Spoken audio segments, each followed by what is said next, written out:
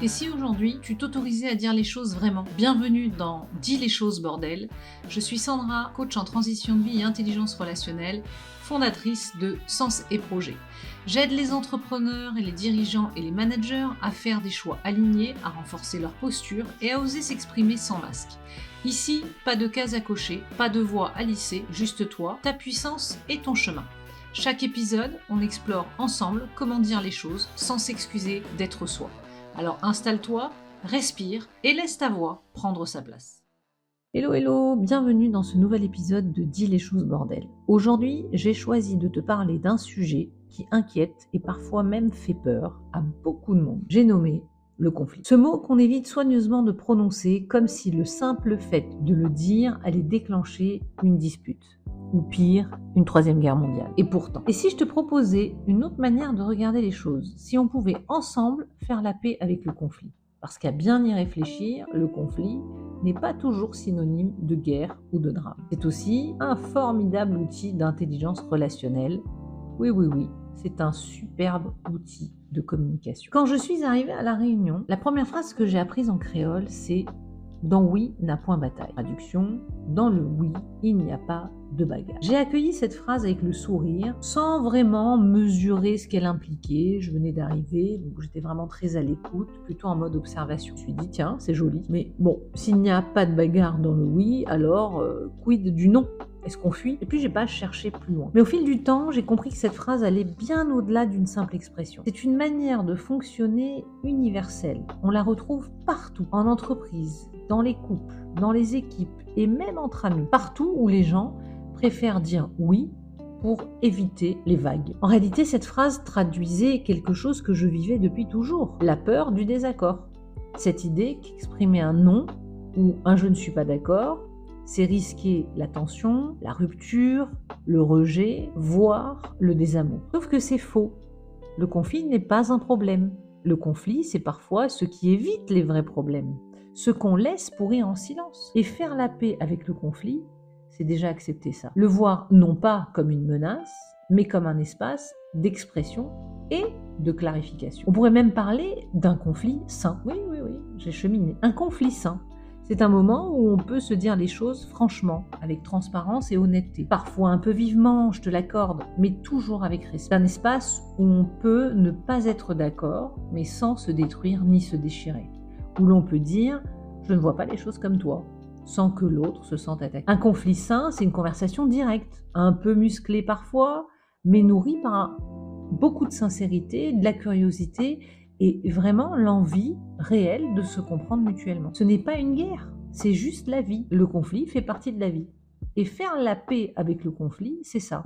Accepter la vie telle qu'elle est, avec ses désaccords, ses nuances et ses tensions humaines. Peut-être que j'ai cette vision du conflit parce que je viens d'une famille où ça parle fort, vraiment fort.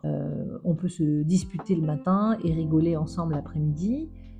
Chez moi, le non n'a jamais été une insulte, c'est juste un point de vue.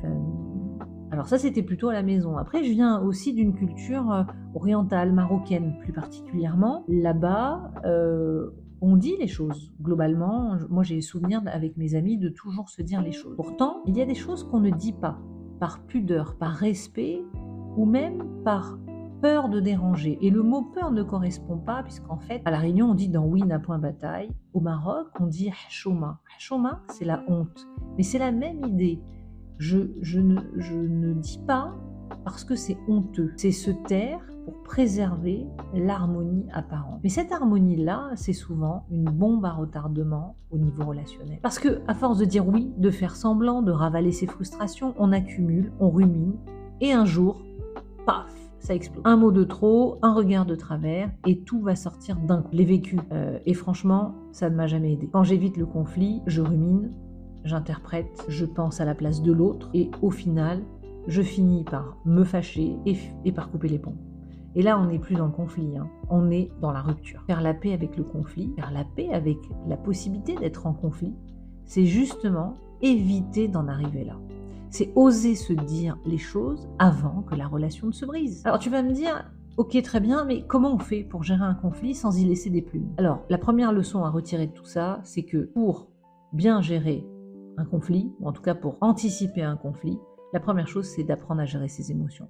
Parce que quand on sait accueillir ce qui se passe à l'intérieur de nous, on peut s'exprimer avec plus de clarté et faire preuve d'assertivité. Je t'invite d'ailleurs à aller écouter mes épisodes précédents sur le sujet. Donc, récapitulons. Il y a 3 étapes. La première étape, c'est respirer.